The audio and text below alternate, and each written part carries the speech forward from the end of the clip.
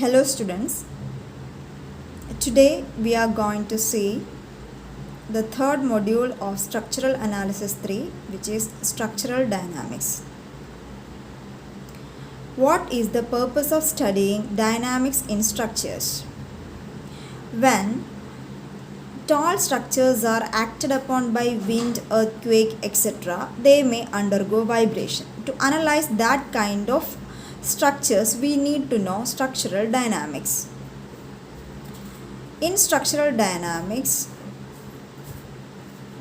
there are some important terms we should know is vibration, oscillation, free vibration, forced vibration, etc.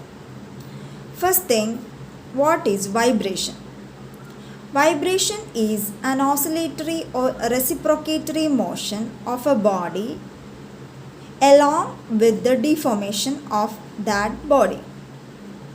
The second one is oscillation. Oscillation is just a reciprocatory motion or rigid body movement. Here, no deformation of the structure is considered. The third thing we should know is forced vibration. What is a forced vibration? To vibrate a structure, an external force is required. That kind of vibration is known as forced vibration. That is, when we are applying a force on a structure, it starts vibrating. That kind of vibration is known as forced vibration. What is free vibration? If a body is vibrating even after removing the force causing vibration, is known as free vibration. That is, for initiating vibration in that body, there is an external force is required. But after initiating the vibration, we are removing the force from that body. The vibration in that body may sustain. That kind of vibration is known as free vibration. Next, we are going to the causes of dynamic effect. What are the causes of dynamics in structures? There are mainly three causes. First one, initial conditions, applied conditions, support motions. These three conditions may cause dynamics in structures. First one, initial conditions. In some bodies, if there is some initial conditions such as velocity or displacement occurring, due to that initial conditions, vibrations may generate. For example, in the case of movement of a lift, it may move upward or downward. Suddenly, when it stops, it get started, it is going to vibrate. This is due to the initial velocity or displacement possessed by that lift. That is, due to the initial velocity of that lift, it may vibrate when it gets suddenly stopped. When it is suddenly stopped. The second one is applied forces. Due to some external forces also, a structure may start vibration or dynamic nature. Shows dynamic nature. For example, in the case of bomb blast, after blast, the building may vibrate. Third one is support motion. In some structures, due to the motion of supports, dynamics may generate in that building. For example, in the case of earthquake, due to the vibratory motion of support, the whole structure may vibrate. Next, we are going to the types of loading in a structure. There are mainly two kinds of loading, static loading and dynamic loading. What is static loading? Static loading means the force is constant or it is time independent. There is no change in force depending upon the time. That kind of loading is known as static loading. That is, here the loading is constant. Second one, dynamic loading.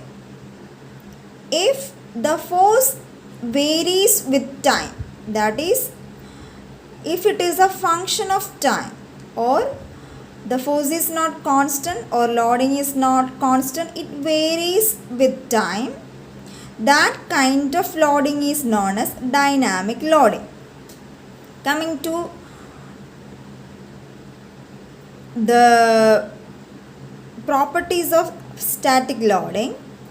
Due to static loading, displacement may happen in the structure, but due to dynamic loading, velocity, acceleration, displacement, etc. may generate in the structure.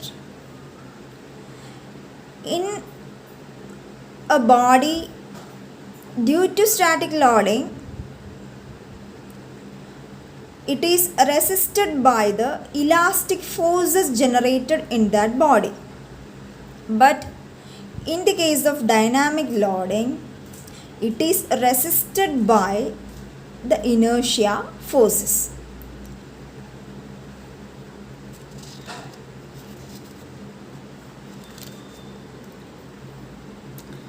Next, the different types of dynamic loading. There are mainly four types: periodic loading, non-periodic loading, random loading, prescribed loading. As the name indicates, periodic loading is the loading is acted in a periodic manner. That is, it may repeat after a period of time. Then second one, non-periodic loading. If the loading is not periodic or it is for a short duration, that kind of loading is known as non-periodic loading. Third one is random. If the loading is randomly acting, that is, even the magnitude of loading is constant, if the point of application of loading is varying, that kind of loading is known as random loading. Earthquake loading is an example of random loading. That is, if the magnitude is constant, even if the magnitude is constant, its point of application varies. Prescribed loading, which is if we can predict the magnitude of load at a particular instant. That is, in the case of earthquake loading, if we are recording the value, we could predict the value of loading at a particular time. That kind of loading is known as prescribed loading. Next thing, we are going to see the essential characteristics of a dynamic system. What are the essential characteristics? We know in the case of dynamic system, the force is varying with time. That is, the first essential thing is time varying nature of the problem. Since the force is varying with time, the displacement also may vary with time. Due to that, velocity and acceleration may generate. When we are considering the mass also, it may cause inertia force to develop in the body. That is, The second characteristic, presence of inertia forces. That is, the essential characteristics of a dynamic system are time varying nature and the presence of inertia forces. Next, coming to the degree of freedom. What is a degree of freedom? Degree of freedom means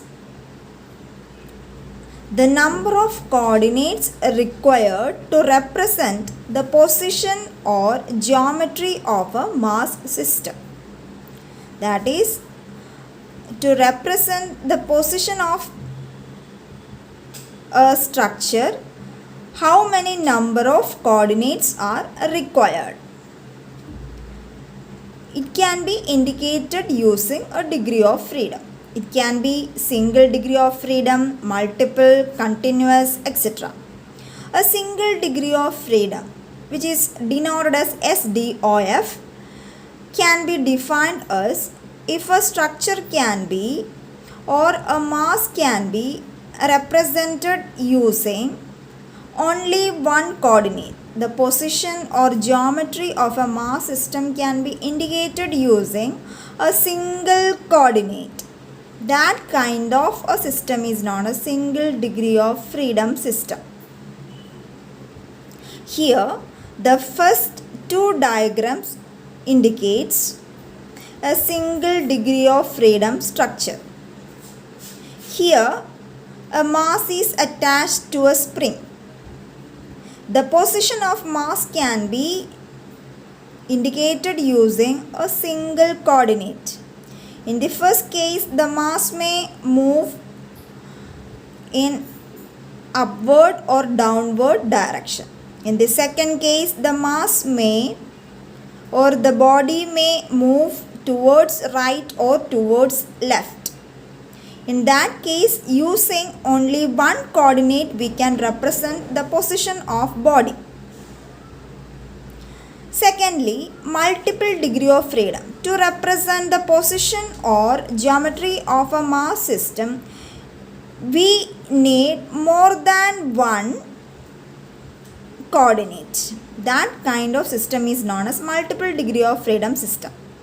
In the third diagram, there are two mass bodies M1 and M2 is connected with two springs K with spring constants or stiffness K1 and K2. Since the stiffness are not constant,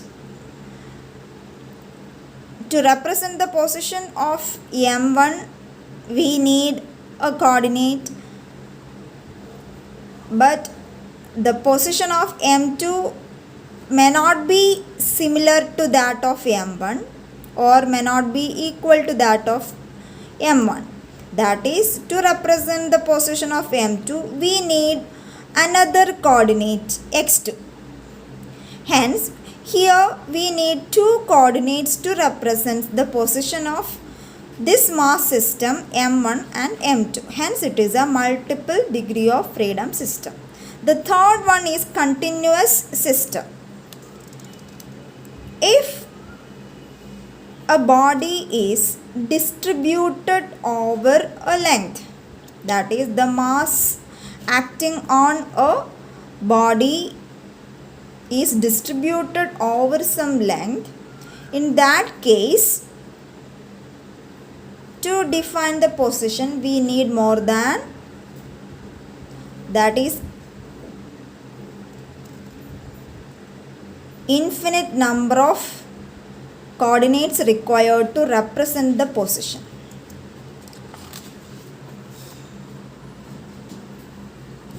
For example, in the case of this structure, here the position of that body can be represented using x1, x2, x3,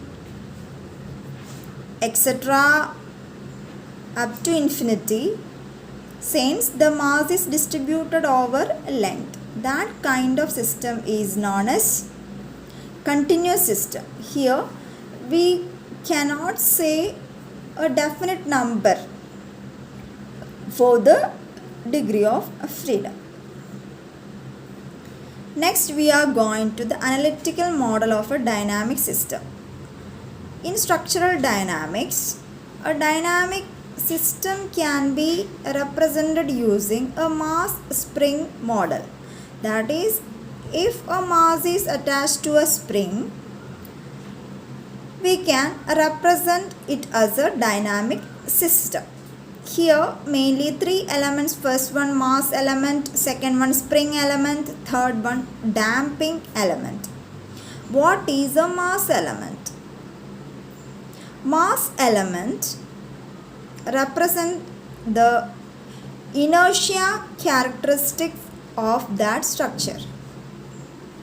Second one, the spring element. Spring element represent the potential energy of the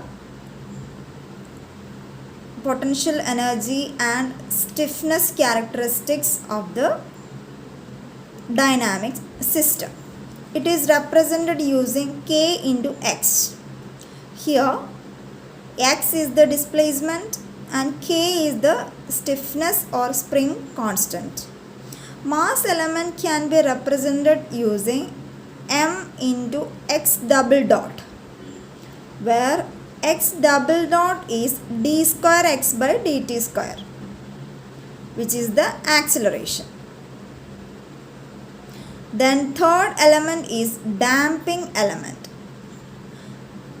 To understand damping element, first of all we need to know what is damping. When a structure is acted upon by a load, it may undergo vibration. When time passes, this vibration may be resisted by some forces. Due to that, the amplitude of vibration may decreases. It is known as damping. This damping can be found out using the equation C into X dot, where C is the damping coefficient or constant and X dot is dx by dt, which is velocity. Next, coming to methods of vibration reduction. That is, vibration in a body can be reduced by two methods: by increasing the damping capacity. By increasing the damping capacity of the structure, we can reduce the vibration. Secondly, by increasing the stiffness of the structure, we can reduce the vibration. That it is clear. Next, coming to the mathematical model of single degree of freedom system. Here, a mass M is connected using a spring, which is a spring mass model.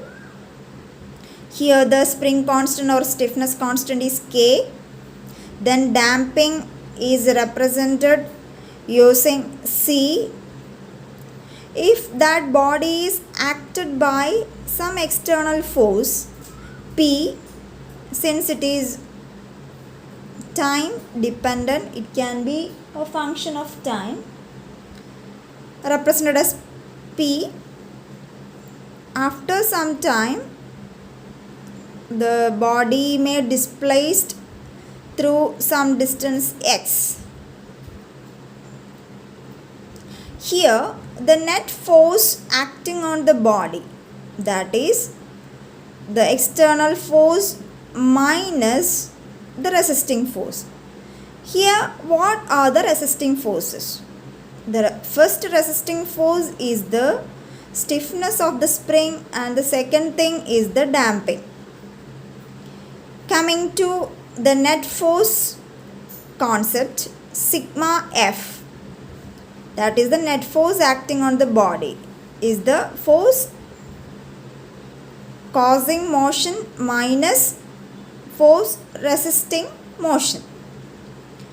Since force is mass into acceleration, we could write it as m into x double dot. That is sigma f is equal to mass into acceleration, which is equal to the external force causing motion P minus damping force, which is C into x dot minus force due to spring constant, that is stiffness. It is also known as elastic force, which is K into x. Hence, by rearranging, we will get m into x double dot plus c into x dot plus k into x is equal to p into t. That is, the external force is p into t. P is equal to m into x double dot plus c into x dot plus k into x. That is, external force is a summation of these three forces, which is the mathematical model of a single degree of freedom system.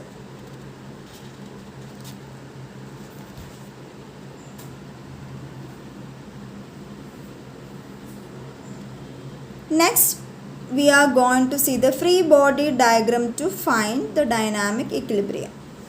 Here, we are considering the free body diagram of single degree of freedom system. That is, if a body requires 1 degree to represent the position of that body. Here, the external force is acting in one direction and the resisting forces are acting in the opposite direction according to the mathematical model. Coming to the D'Alembert's principle, that is, the total external force is equal to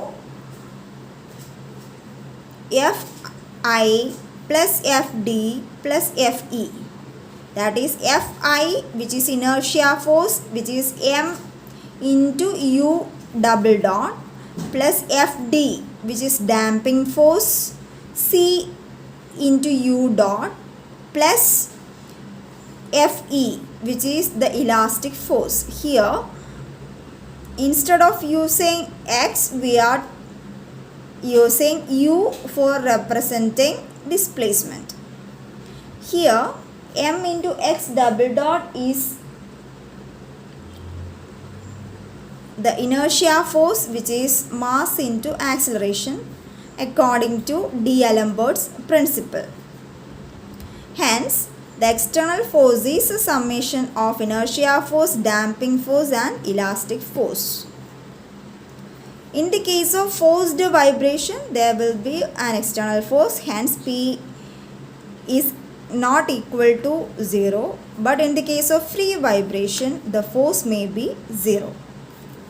So these are the some basic concepts in structural dynamics. Thank you.